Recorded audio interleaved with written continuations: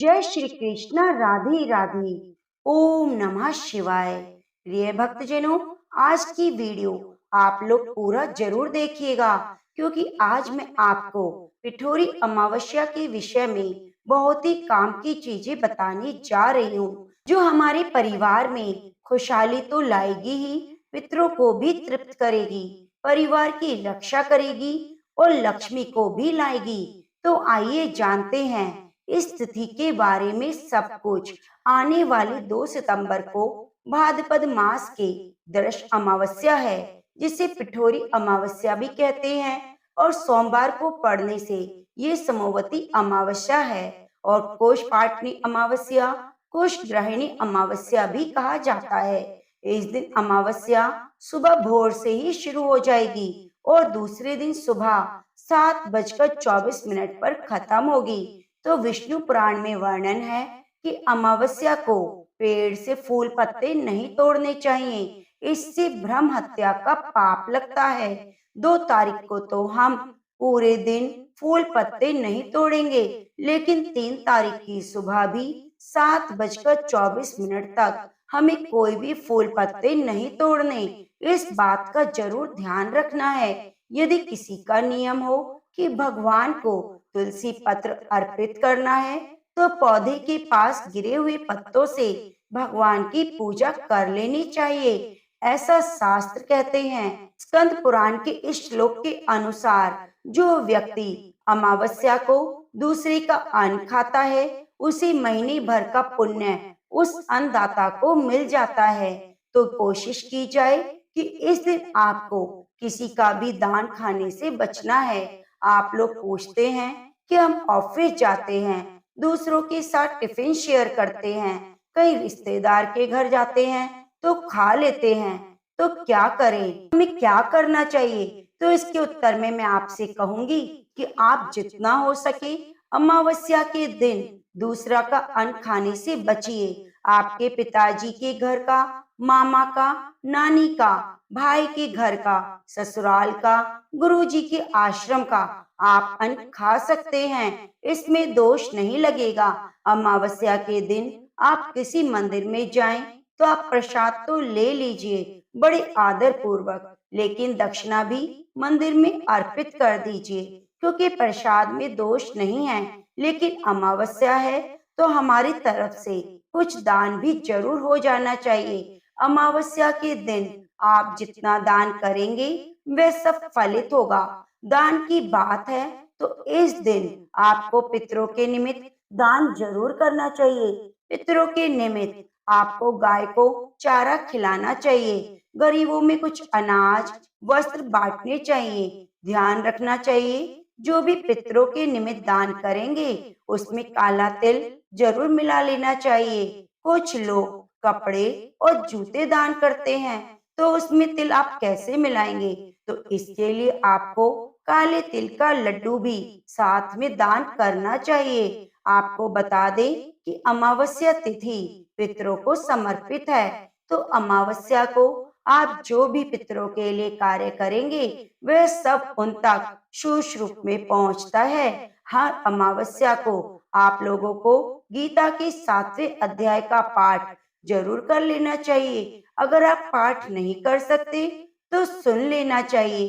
पितरों के निमित्त इस दिन एक लोटे में जल लें, उसके अंदर काला तिल डालें और कुशा डालें।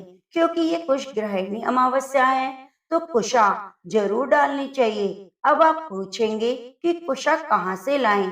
देखिए, आप किसी भी दुकान पर जाकर बाजार से कुशा मांगेंगे तो आपको कुशा मिल जाएगी। तो लोटे में काला तिल और कुशा डालकर गीता जी के 7वें अध्याय का पाठ कीजिए। अगर पाठ नहीं कर सकते तो सुन लीजिए और दक्षिण दिशा की ओर मुख करके पितरों को आप अर्घ दीजिए। जिस लोटे में आपने जल रखा है उसमें देखते हुए आपने गीता के 7वें अध्याय का पाठ किया है, उसी लोटे के जल को अर्घ रूप में देना है। अर्घ देते समय अंगूठे और पहली उंगली के बीच से पानी गिरे, इसको बोलते हैं पितृ तीर्थ। इससे पितृ तृप्त होते हैं। इस प्रकार से आपको अर्घ देना है।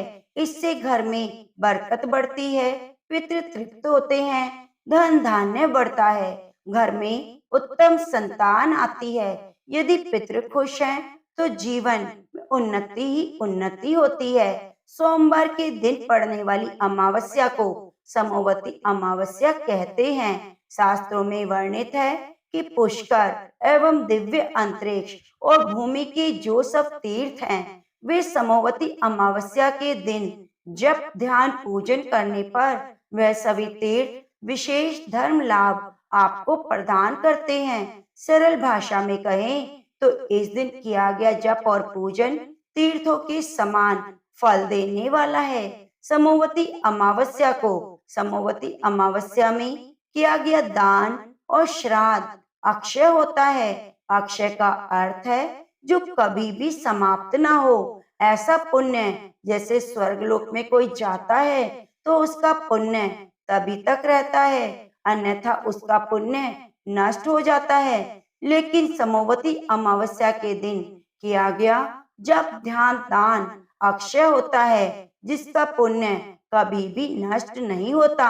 समोवती अमावस्या के दिन मौन रहकर स्नान करने से 1000 गोदान का फल मिलता है। स्नान कैसे करें? इस दिन उपटन लगाएं, स्नान करें, दही लगाकर स्नान करें। कुछ ना हो तो बाल्टी में कच्चा दूध डालकर स्नान करें। इसके बाद अगर आपके पास कुछ भी नहीं है तो गंगा जल डालकर आप स्नान कर लें, लेकिन आपका स्नान इस दिन सूर्य उदय से पहले या सूर्य उदय के आसपास हो जाना चाहिए। समोवती अमावस्या है, इस दिन तुलसी के पास घी का या तिल के तेल का दीपक जलाकर 108 परिक्रमा जरूर करनी चाहिए। अगर घर में तुलसी का गमला है तो उसे बीच में रखकर उस पौधे की परिक्रमा जरूर करें। ध्यान रखें, इस दिन तुलसी का पत्ता नहीं तोड़ना चाहिए। हमने जो कपड़ा पहना है वह भी तुलसी को स्पर्श ना हो। इस प्रकार से इस दिन तुलसी की परिक्रमा करने से हमारे जन्म जन्मांतर की गरीबी दूर हो जाती है और जो नेगेटिव ऊर्जा होती है घर के अंदर वह भी दूर हो जाती है। पूजा के स्थान पर भी आप छोटा सा हवन कर सकते हैं, क्योंकि हवन करने से पितरों को तृप्ति मिलती है। इसके लिए आपको काला तिल, जौ, चावल, गाय का घी, चंदन पाउडर, सफेद चंदन का पाउडर, गूगल, गुड़, देसी कपूर और गाय के गोबर का कंडा ले लेना है। इसके बाद गोबर के कंडे को किसी बर्तन में डालकर हवन कुंड बना लेना है। फिर जो सभी सामग्री बताई है उसे मिलाकर घर के सभी सदस्यों को बैठकर गोबर के कंडे के ऊपर अग्नि को प्रज्वलित करके आहुति देनी है। 5 मंत्र मैं आपको बताने जा रही हूँ। एक मंत्र की आहुति को आपको 11 बार देना है। पहले 5 मंत्र आप सुन लीजिए। ओम कुल देवता भयो नमः, ओम ग्राम देवता भयो नमः, ओम ग्रह देवता भयो नमः, ओम लक्ष्मीपति देवता भयो नमः, ओम विघ्न विनाशक देवता भयो नमः। इस प्रकार से ये 5 मंत्र हैं, इनकी आपको 11 बार आहुति देनी है और इस तरह से आहुति देते हुए स्वाहा जरूर बोलना है, क्योंकि स्वाहा बोलने पर अग्नि का मुख खुलता है और हमने जो डाला है वे देवताओं तक पहुंचता है। अब इतना तो हर कोई कर सकता है। अगर आपको घर में सुख शांति चाहिए तो यह कार्य थोड़े दिनों में ही आपको फलित करने वाला है। शास्त्र कहते हैं कि देवताओं से पहले पितरों की पूजा कीजिए। मुख्य बात सुन लीजिए, यह अमावस्या जो है वह कुशपाटनी अमावस्या है। कुश का अर्थ एक घास होती है, कुश का अर्थ एक घास है। अमावस्या है इसलिए हमें फूल पत्ते नहीं तोड़ने, लेकिन शास्त्र कहते हैं कि अमावस्या के दिन कुशा को उखाड़कर घर में लाना चाहिए और वर्ष भर पूजा पाठ और पितृ कर्म में उपयोग करना चाहिए। कुशा को उखाड़ने से पहले आप देख लीजिए कि कहाँ पर कुशा है और फिर वहां पर जाकर एक दिन पहले आपको कुशा को आमंत्रित करना है कि कल हम आपको लेने आएंगे। फिर अमावस्या के दिन जाकर कुशा को लाना है। ध्यान रखना है कि कुशा का अग्रभाग खंडित ना हो किसी खुरपी से, लेकिन वह लोहे की ना हो। आराम से कुशा को निकालकर घर पर लाना है। तो प्रिय भक्तजनों, कुशा क्यों है इतनी महत्वपूर्ण, और इस अमावस्या को कुशोपाटनी अमावस्या, कुश ग्रहणी अमावस्या, पिठोरी अमावस्या क्यों कहते हैं? आइए जानते हैं कथा के माध्यम से। तो आप इस कथा को पूरा अवश्य सुनिएगा, और हमारे द्वारा दी गई जानकारी आपको अच्छी लगी है तो कमेंट बॉक्स में लिखकर जरूर बताइए। सभी सांप और गरुड़ दोनों सौतेले भाई थे, लेकिन सांपों की माँ कद्रू ने गरुड़ की माँ विनीता को छल से अपनी दासी बना लिया। सभी सांपों ने गरुड़ के सामने यह शर्त रखी कि वह अगर स्वर्ग से उनके लिए अमृत लेकर आएगा तो उनकी माँ को दास्ता से मुक्त कर दिया जाएगा। यह सुनकर गरुड़ जी ने स्वर्ग पर आक्रमण कर दिया और सभी को परास्त कर दिया। युद्ध में स्वर्ग के देवता इंद्र को भी मारकर मूर्छित कर दिया। उनका यह पराक्रम देखकर भगवान विष्णु बहुत प्रसन्न हुए और अपना वाहन बना लिया। गरुड़ ने भगवान विष्णु से वरदान मांगा कि वह हमेशा अमर रहेगा, कोई भी उसे नहीं मार सकेगा। अमृत लेकर गरुड़ जी वापस धरती पर आ रहे थे, तभी इंद्र ने उन पर अपने वज्र से प्रहार कर दिया।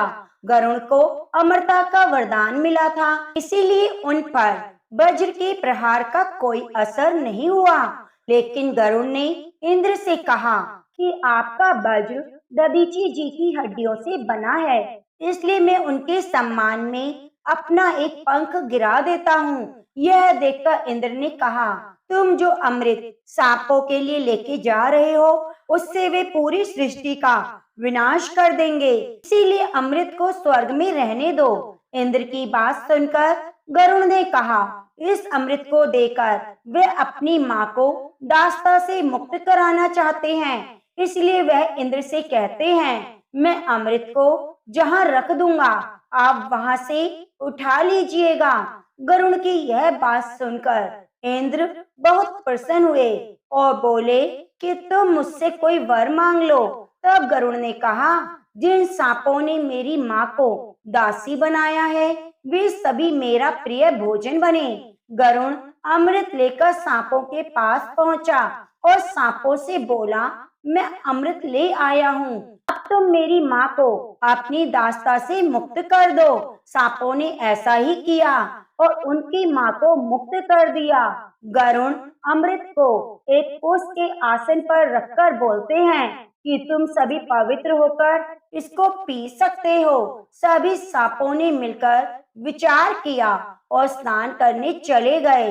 दूसरी तरफ इंद्र वहां घात लगाए बैठे थे। जैसे ही सभी सांप चले जाते हैं, इंद्र अमृत कलश लेकर स्वर्ग धाम को भाग जाते हैं। जब सांप वापस आए तो देखा अमृत कलश कुशा के आसन पर नहीं। उन्होंने सोचा, जिस तरह से हमने छल करके गरुड़ की माँ को दासी बनाया, उसी तरह हमारे साथ भी छल हुआ है। लेकिन उन्हें थोड़ी देर बाद ध्यान आता है कि अमृत इसी कुशा के आसन पर रखा हुआ था, तो हो सकता है अमृत की कुछ बूंदें गिरी हों। सभी सांप कुशा को अपनी जीभ से चाटने लगते हैं और जीभ कुशा के कारण बीच में से दो भागों में कट जाती है। तभी से सांपों की जीभ हमेशा दो भागों में बटी रहती है। अमृत कलश के स्पर्श के बाद से कुशा को बहुत पवित्र माना जाता है। तो प्रेम से बोलिए, लक्ष्मी नारायण भगवान की जय हो। प्रिय भक्तजनों, अब आइए मनोकामनाओं को पूरी करने वाली पिठोरी अमावस्या की कथा को सुनते हैं। बहुत समय पहले की बात है। एक परिवार में 7 भाई थे। सभी का विवाह हो चुका था। सबके छोटे छोटे बच्चे थे। परिवार की सलामती के लिए सातों भाइयों की पत्नी पिठोरी अमावस्या का व्रत रखना चाहती थी। लेकिन जब पहले साल बड़े भाई की पत्नी ने व्रत रखा तो उनके बेटे की मृत्यु हो गई। दूसरे साल फिर एक और बेटे की मृत्यु हो गई। 7वें साल भी ऐसा ही हुआ। तब बड़े भाई की पत्नी ने इस बार अपने मृत पुत्र का शव कहीं छिपा दिया। गांव की कुल देवी माँ पोले रम्मा उस समय गांव के लोगों की रक्षा के लिए पहरा दे रही थी। उन्होंने जब इस दुखी माँ को देखा तो वजह जाननी चाहिए। तब बड़े भाई की पत्नी ने सारा किस्सा देवी पोले रम्मा को सुनाया तो देवी को उस पर दया आ गई। देवी पोले रम्मा ने उस दुखी माँ से कहा कि वह उन सभी स्थानों पर हल्दी छिड़क दे जहाँ जहाँ उनके बेटों का अंतिम संस्कार हुआ है। तब बड़े भाई की पत्नी ने ऐसा ही किया। जब वह घर लौटी तो सातों पुत्र जीवित देख उसके खुशी का ठिकाना ना रहा। तभी से उस गांव की हर माता अपने संतान की लंबी उम्र की कामना से पिठोरी अमावस्या का व्रत करने लगी और ये कथा सुनने लगी। उत्तर भारत में यह पर्व पिठोरी अमावस्या के नाम से माता दुर्गा की आराधना करके मनाया जाता है। वहीं दक्षिण भारत में पोला लाला अमावस्या के रूप में माँ पोले रम्मा, जिन्हें माँ दुर्गा का ही रूप माना जाता है, की पूजा करके मनाया जाता है। तो प्रेम से बोलिए गौरी शंकर भगवान की जय हो। पिठोरी अमावस्या की कथा के अनुसार माता पार्वती ने स्वर्ग के देवराज इंद्र की पत्नी को पिठोरी अमावस्या व्रत के महत्व के बारे में बताया था। माता पार्वती ने कहा था कि इस व्रत से बच्चों को सुख समृद्धि मिलती है, वे बहादुर बनते हैं। पिठोरी अमावस्या के दिन सप्त मातृका 7 दिव्य माताओं से मिलकर बनी है, जो शिव और शक्ति के द्वारा उत्पन्न हुई थी। इन सभी देवियों के नाम हैं ब्राह्मणी, वैष्णवी, महेश्वरी, कुमारी, बाराही, इंद्राणी और चामुंडी। भगवान शिव के द्वारा एक महान शक्ति योगेश्वरी को उत्पन्न किया गया था, जिन्हें 7 देवियों के बाद 8वां स्थान मिला।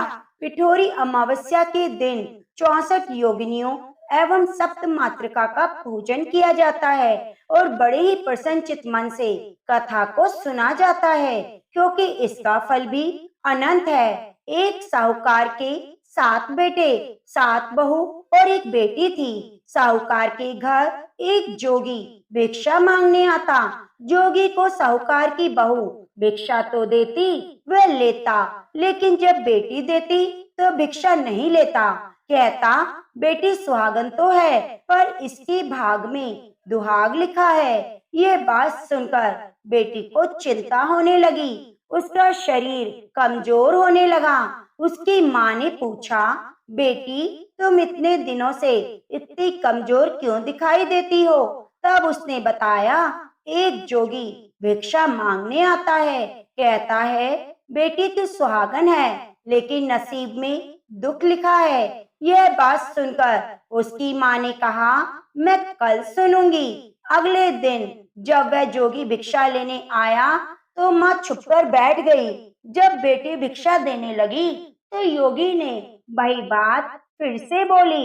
इतनी बात सुनकर माँ बाहर निकल कर आई और बोली, एक तो हम तुम्हें भिक्षा देते हैं, ऊपर से तुम हमें गाली देते हो। तब जोगी बोला, मैं गाली नहीं देता, जो सच है वही बोलता हूँ। इसके भाग्य में जो लिखा है वही कहता हूँ। माँ ने जोगी से कहा, तुम्हें पता है इसके भाग में दुख लिखा है, तो ये बताओ कैसे दूर होगा? तो जोगी बोला, 7 समुंदर पार एक सोना धोबिन रहती है जो समावती अमावस्या का व्रत करती है। अगर वह अपना फल दे दे तो इसका निवारण हो सकता है, नहीं तो विवाह होने के बाद इसके पति को सर्प डस लेगा। यह बात सुनकर माँ रोने लगी और सोना धोबिन की तलाश में जाने लगी। चलते चलते रास्ते में तेज धूप पड़ने लगी तो साहूकारनी एक पीपल के पेड़ के नीचे बैठ गई। उस पीपल के पेड़ में एक गरुड़ पक्षी का घोंसला था, जिसमें गरुड़ का छोटा बच्चा था। साहूकारनी को घोंसले के पास एक सर्प जाता दिखाई दिया तो उसने बच्चे को बचाने के लिए सांप को मार डाला और ढाल से ढक दिया। जब गरुड़ और पक्षी आए तो घोंसले के पास खून देखकर क्रोधित हो गए और साहूकारनी को चोंच मारने लगे। तब साहूकारनी बोली, मैंने तो तुम्हारे बच्चे की जान बचाई है। ये सर्प तुम्हारे बच्चे को डसने वाला था तो मैंने मार गिराया। गरुड़ ने सर्प की ओर देखकर कहा कि तुमने हमारे बच्चे की जान बचाई, अब तुम्हें जो मांगना है मांगो। तब साहूकारनी बोली, मुझे 7 समुंदर पार सोना धोबिन के घर छोड़कर आओ। गरुड़ ने साहूकारनी को अपनी पीठ पर बैठाकर 7 समुंदर पार सोना धोबिन के घर छोड़ आया। वहां जाकर साहूकारनी ने सोचा कि सोना धोबिन को कैसे राजी किया जाए। सोना धोबिन के 7 बेटे थे, 7 बहुएं काम काज को लेकर बड़ी लड़ती, काम भी ना करती। रात को जब सब सो जाते तो साहूकारनी सोना धोबिन के घर जाती और सारा काम करती, गायों को नहलाती, घर की सफाई करती, रसोई का काम करती, चौका बर्तन करती, आटा पीसती, कपड़े धोती, पानी भरती और दिन होने से पहले चली जाती। बहू सोचती, ये सारा काम कौन कर रहा है, लेकिन कभी भी एक दूसरे से नहीं पूछती कि ये सब काम कौन करता है। एक दिन धोबन ने कहा, तुम आजकल लड़ती भी नहीं और काम ठीक कर रही हो। तो बहुओं ने कहा, सासू जी, काम तो हमें ही करना है, चाहे हम लड़कर करें या राजी से करें, इसीलिए लड़ाई करने का क्या फायदा। सोना धोबी ने सोचा, आज देखा जाए कौन सी बहू काम करती है। और वह रात को सोई नहीं। उसने देखा रात को एक स्त्री आई, पूरा काम करके जाने लगी। तो सोना धोबिन ने बोला, तुम कौन हो और ऐसे काम की क्या जरूरत है। तब साहूकारनी ने कहा, जरूरत है तभी तो काम कर रही हूँ। सोना धोबिन ने पूछा, तुम्हें क्या चाहिए। साहूकारनी बोली, पहले मुझे वचन दो, तब मैं बताऊंगी। सोना धोबिन ने वचन देकर कहा, अब बताओ। मैं वचन देती हूँ। साहूकारनी बोली, मेरी बेटी के भाग में दुख लिखा है, अगर आप चलकर उसे सुहाग दें और समोवती करें। तो सोना धोबिन अपने बेटे बहू से बोली, मैं साहूकारनी के साथ जा रही हूँ, यदि पीछे से तुम्हारे पिताजी ना रहें तो तेल घी के कूप में डालकर छोड़ देना। फिर वह साहूकारनी के साथ चली जाती है। अब जब साहूकार की बेटी का ब्याह होने लगा तो दूल्हा फेरों पर बैठ गया। सोना धोबिन दूल्हे के घुटने के पास कच्चा करवा रख देती है, उसमें दूध डाल और तात का तार लेकर बैठ गई। थोड़ी देर बाद सांप दूल्हे को ढसने आया। सोना धोबिन ने करवा आगे रखा, तार से बांध दिया, लेकिन दूल्हा डर के मारे मर गया। तब सोना धोबिन ने टीके में से रोली निकाली, मांग से सिंदूर निकाला, आंख में से काजल निकाला और मेहंदी निकालकर छोटी उंगली से छींटे मारे और बोली, आज तक मैंने जितनी समोवती करी है उनका फल साहूकार के बेटे को लग जाए और आगे जो मैं समोवती करूं वह मेरे बेटे को लगे। इतना कहते ही दूल्हा जीवित हो गया। अब समोवती की सब जय जय बोलने लगे। सोना धोबिन वापिस जाने लगी। साहूकारनी बोली कि तुमने मेरे जवाई को नया जीवन दान दिया है, इसलिए कुछ भी मांगो। वह बोली, मुझे तो कुछ नहीं चाहिए, सिर्फ एक हांडी दे दो। वह हांडी लेकर चली जाती है। रास्ते में समोवती आती है तो हांडी की 108 परिक्रमा लगाकर पीपल के पेड़ के नीचे गाड़ कर घर आ जाती है। घर आकर देखती है उसका पति मरा हुआ है, तेल घी के कूप में पड़ा है। तब वह टीके में से रोली निकालती है, मांग से सिंदूर निकालती है, आंख में से काजल और हाथ में से मेहंदी निकालकर छोटी उंगली से छींटे देती है और बोली, मैंने जो रास्ते में समोवती की उसका फल मेरे पति को लगे। इतना कहते ही उसका पति उठकर बैठ गया। घर का ज्योतिष आया, बोला, जजमान, समोवती अमावस्या को मेरे लिए क्या दक्षिणा है। सोना धोबिन बोली, मुझे तो समोवती रास्ते में आई तो कुछ भी नहीं किया, जो कुछ किया पीपल के पेड़ के नीचे गाड़ दिया। ज्योतिष ब्राह्मण ने जाकर खोद कर देखा तो 108 और 13 सोने के चक्कर मिले। ज्योतिष ब्राह्मण सबको घर ले आया और बोला ऐसी फेरी की है, और मुझे बोल दिया कुछ भी नहीं किया। सोना धोबिन बोली यह तो तुम्हारे भाग से हुआ है, इसलिए तुम ले जाओ। ब्राह्मण बोला मेरा तो इसमें चौथी पाती है, बाकी आपका मन हो उसे दे दो। सारी नगरी में बोल दिया कि सब समोवती अमावस्या का व्रत जरूर करें। हे समोवती अमावस्या, से साहूकार की बेटी को सुहाग दिया वैसे सबको देना, जैसे साहूकार के बेटे को लंबी आयु दी वैसे सबको देना। समोवती अमावस्या की कहानी कहने सुनने वाले को देना, हामी भरने वाले को देना, पूरे परिवार को देना। तो प्रेम से बोलिए शंकर पार्वती भगवान की जय हो।